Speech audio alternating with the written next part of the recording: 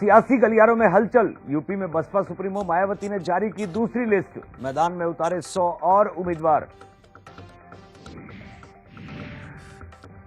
लखनऊ में चुनाव ऐलान के बाद सपा में सुलह की कोशिशें तेज। सपा में बैठकों का दौर जारी। शिवपाल यादव ने अखिलेश यादव से की बातचीत।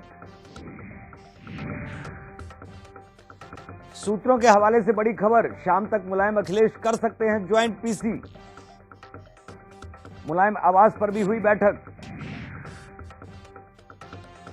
इंग्लैंड के खिलाफ टी20 और वनडे मैचों के लिए आज होगा भारतीय टीम का ऐलान। धोनी के कप्तानी छोड़ने के बाद कोहली संभालेंगे 3 फॉर्मेट की टीम इंडिया की कप्तानी।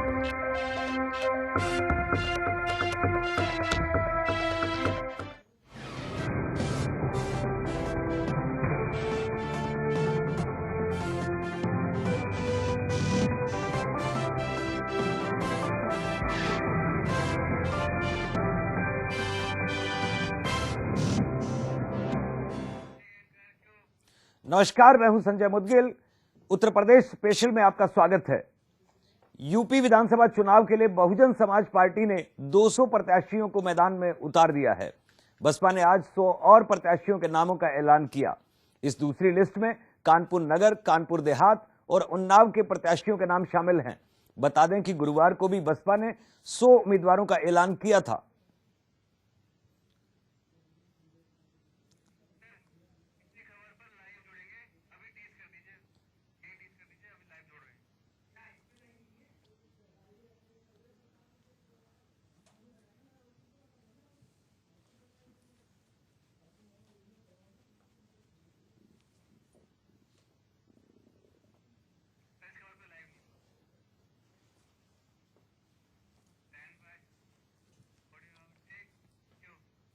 अब बजट के मुद्दे पर विपक्ष को झटका लगता दिख रहा है। सूत्रों के हवाले से खबर है कि इलेक्शन कमीशन बजट की तारीख को आगे बढ़ाने पर विचार नहीं कर रहा। दरअसल बजट केंद्र सरकार के अंतर्गत आता है, इसलिए आयोग इस पर कोई एक्शन नहीं लेगा।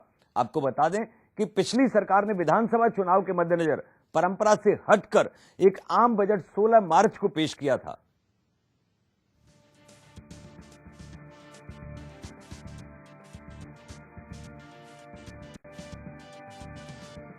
पांच राज्यों में विधानसभा चुनाव के ऐलान के बाद लोकतंत्र का सियासी मेला लगना शुरू हो गया है। सभी पार्टियां पूरी तैयारी के साथ चुनावी दंगल में कूद गई हैं और दंगल जीतने का दावा कर रही हैं। वहीं दूसरी तरफ केंद्र सरकार 1 फरवरी को बजट पेश करने की तैयारी में है, लेकिन विपक्ष सरकार के इस कदम का पुरजोर विरोध कर रहा है। टीएमसी, डीएमके, आरएलडी और जेडीयू समेत 16 पार्टियों के वरिष्ठ नेता लामबंद होकर चुनाव आयोग के दर पर पहुंचे और ज्ञापन सौंपकर बजट पेश करने पर रोक लगाने की मांग की। विपक्ष का आरोप है कि चुनाव से ठीक 3 दिन पहले केंद्र सरकार बजट में लोक लुभावन वादे कर मतदाताओं को अपनी ओर खींचने की कोशिश कर सकती है, जिससे चुनाव आयोग की निष्पक्ष चुनाव कराने की मंशा पर पानी फिर सकता है। इसलिए बजट को चुनाव से पहले पेश होने पर रोक लगाई जाए। वहीं केंद्र सरकार में सहयोगी शिवसेना ने इस मसले पर विपक्ष के सुर में सुर मिलाया। शिवसेना अध्यक्ष उद्धव ठाकरे ने कार्यकर्ताओं की एक सभा को संबोधित किया और राष्ट्रपति प्रणब मुखर्जी से अपील की कि वो 5 राज्यों के आगामी विधानसभा चुनाव से पहले केंद्र सरकार के बजट पेश करने पर रोक लगाएं। उद्धव के मुताबिक केंद्र सरकार बजट का इस्तेमाल वोटरों को लुभाने के लिए कर सकती है। विपक्ष के आरोप पर केंद्र की ओर से मुख्तार अब्बास नकवी ने पलटवार किया और कहा कि बजट सरकार का संवैधानिक कर्तव्य है, इसका राज्यों के चुनाव से कोई संबंध नहीं है। बजट 1 फरवरी को पेश किए जाने का निर्णय अचानक नहीं लिया गया, बल्कि समय रहते सभी संबंधित पक्षों को इसकी जानकारी दे दी गई थी। इससे पहले केंद्रीय वित्त मंत्री अरुण जेटली ने सरकार का बचाव करते हुए विपक्षी पार्टियों पर तीखा हमला बोला और कहा कि एक तरफ तो विपक्षी दल नोटबंदी को अलोकप्रिय फैसला बताते हैं, तो फिर इससे भयभीत क्यों हैं? दरअसल सरकार मानकर चल रही है कि 31 मार्च तक खर्चों से जुड़े बजट के कुछ हिस्सों को संसद में मंजूर करा लें ताकि 1 अप्रैल से अपने कर्मचारियों को वेतन देने के साथ तमाम दूसरे खर्चों के लिए पैसा उपलब्ध हो जाए। साथ ही नियम ये भी कहता है कि टैक्स प्रस्तावों से जुड़ा फाइनेंस बिल हर हालत में पेश की गई तारीख से 75 दिनों के भीतर संसद में पारित करना होगा। सरकार के रुख से साफ लग रहा है कि वो विपक्ष की मांगों के हिसाब से बजट कार्यक्रम में फेरबदल नहीं करेगी। फिलहाल चुनाव आयोग विपक्ष की मांग को कितनी गंभीरता से लेता है ये तो वक्त बताएगा, लेकिन बजट की तारीख ने सर्दी में सियासी पारे को चढ़ा दिया है, जिससे केंद्र सरकार और विपक्षी दलों के बीच तीखी बयानबाजी हो रही है।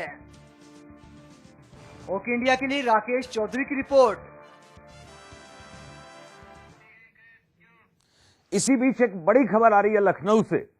लखनऊ में सपा पार्टी में हुए घमासान के बीच सुलह की कोशिशों को तेज कर दिया गया है। चुनाव ऐलान के बाद से ही सपा में सुलह की कोशिशें की जा रही है और इसी कड़ी में समाजवादी पार्टी में बैठकों का दौर कल से ही जारी है। आज सुबह शिवपाल यादव मुख्यमंत्री अखिलेश यादव के निवास पर उनसे बातचीत करने के लिए पहुंचे थे और अब शिवपाल यादव मुलायम सिंह यादव जी के यहां बातचीत के लिए पहुंचे हैं।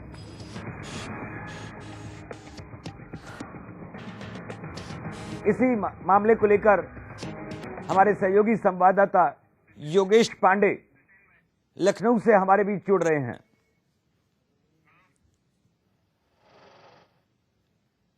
लखनऊ से हमारे साथ जुड़ रहे हैं हमारे सहयोगी संवाददाता योगेश पांडे।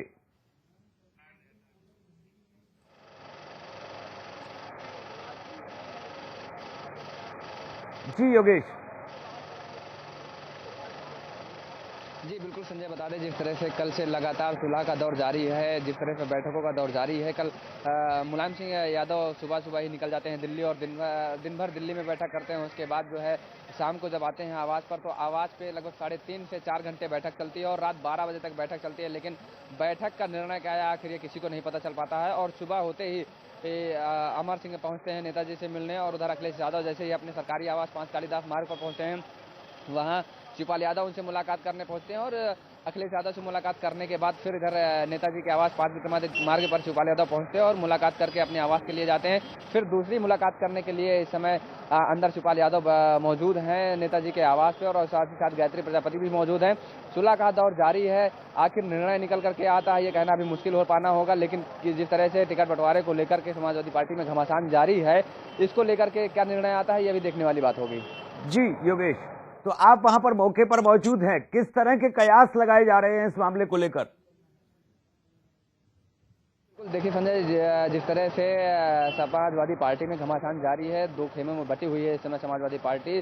दोनों खेमों को पता है कि इस विधानसभा चुनाव 2017 बिल्कुल बेहद नजदीक है, आचार संहिता भी लग चुकी है और अगर 2 खेमों में बटी हुई समाजवादी पार्टी 2 खेमों में चुनाव लड़ेगी तो दोनों खेमों को कहीं ना कहीं भारी नुकसान होगा। और समाजवादी पार्टी जिस तरह से एक लंबे समय से लगभग 25 सालों से चली आ रही है, मुलायम सिंह यादव ने इसको जिस तरह से सिंचित किया है अपने पे, तो उसको लेकर के कहीं ना कहीं भारी नुकसान सहना पड़ सकता है और साथ ही साथ विपक्षी दल इसका फायदा भी उठा सकते हैं। उसको लेकर के कहीं ना कहीं मुलायम सिंह यादव हों चाहे अखिलेश यादव हों, दोनों लोग जो है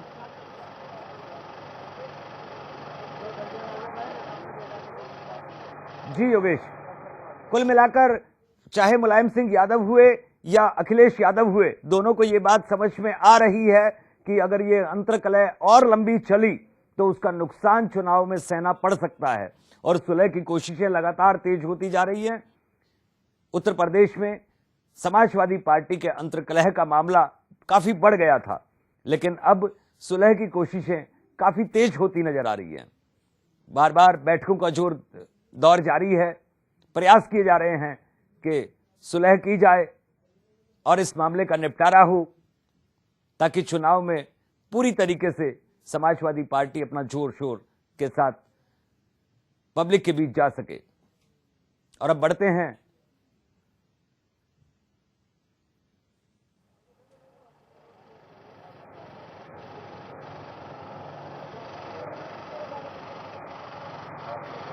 जी, बहुत बहुत धन्यवाद योगेश जी। और अब बढ़ते हैं अगले समाचार की ओर। यूपी में समाजवादी पार्टी में घमासान काफी बढ़ गया है। इटावा में गोपाल यादव को जिलाध्यक्ष बनाए जाने पर शिवपाल यादव के समर्थकों ने सपा कार्यालय पर कब्जा कर लिया। प्रदर्शनकारियों का कहना है कि वो गोपाल यादव को नए जिलाध्यक्ष के तौर पर मनाने को तैयार नहीं। आपको बता दें कि अखिलेश कुट ने सुनील यादव को हटाकर गोपाल यादव को नया जिलाध्यक्ष नियुक्त किया है।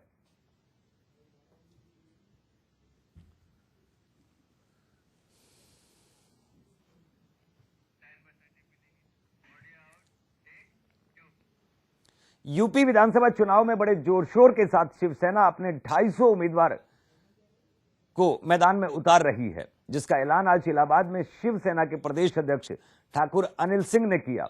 पार्टी का चुनावी मुद्दा लोगों के विकास को लेकर है। शिवसेना अध्यक्ष ने यहां तक दावा किया कि जिस भी प्रत्याशी को टिकट दिया जाएगा उसकी जनता में पकड़ है या नहीं, इस बात को जरूर देखा जाएगा। गठबंधन के सवाल पर अध्यक्ष ने कहा कि अभी तक ऐसा कोई विचार नहीं है।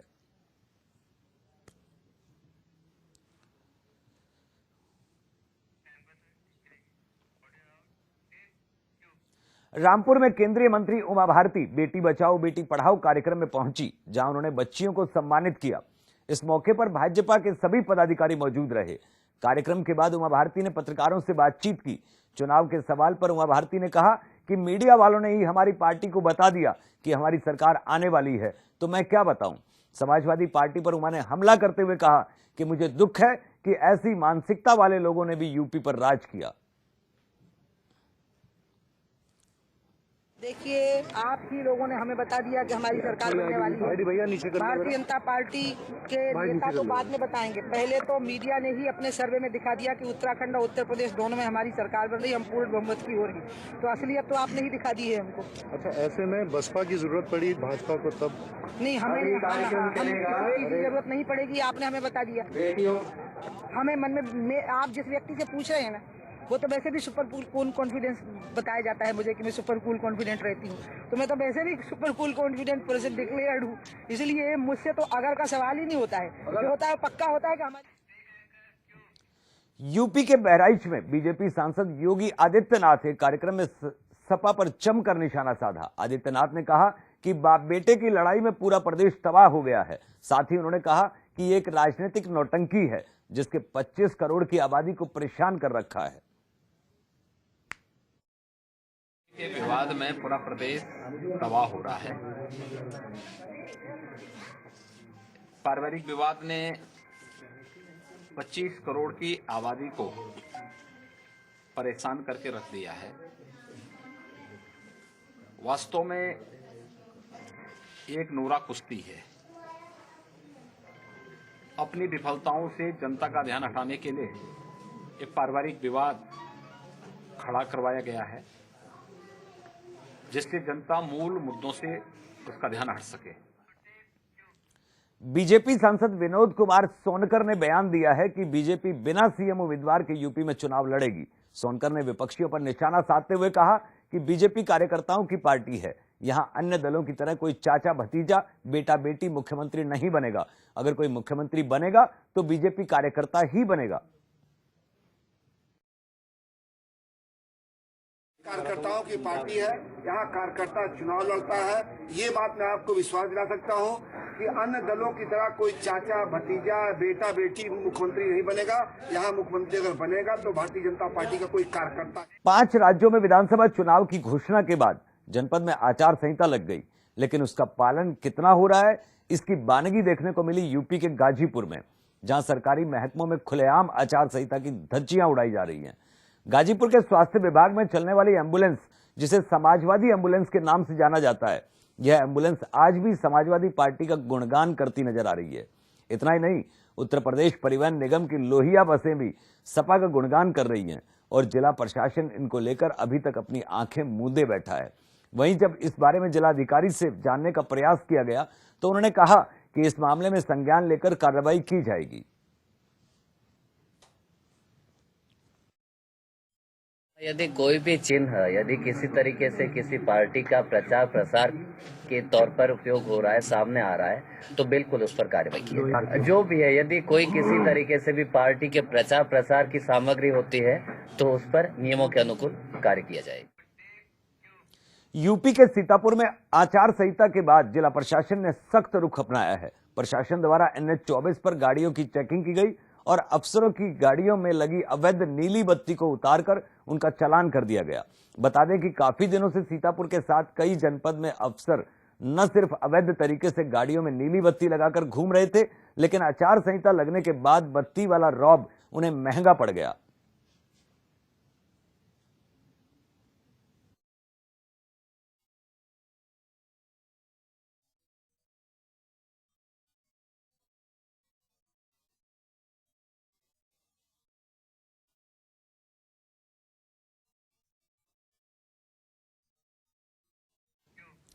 यूपी में चुनाव ऐलान के साथ लगी आचार संहिता के बाद पुलिस पूरी तरीके से चाक चौबंद है। पुलिस जगह जगह पर नाके लगाकर चेकिंग अभियान चला रही है। सीतापुर में पुलिस ने चेकिंग अभियान के दौरान 2 गाड़ियों में से 7 लाख रुपए बरामद किए हैं और 4 लोगों को हिरासत में लिया है। फिलहाल ये पैसे इनके पास कहां से आए और किस काम के लिए इन्हें लेकर जा रहे थे, इसकी जांच पुलिस के द्वारा की जा रही है।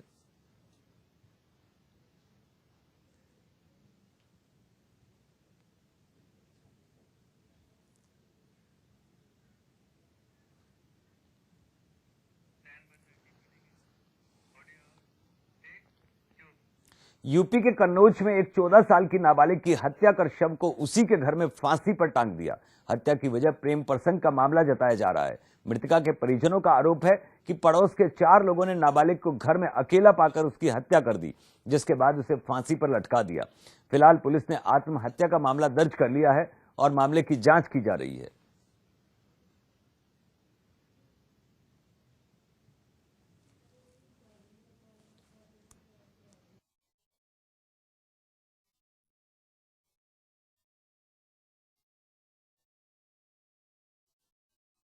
ये देखा, ये 4 लोग आदमी 2 बाहर थे। अब तो इधर थे, बाकी लगाते मुंह भी लगाते।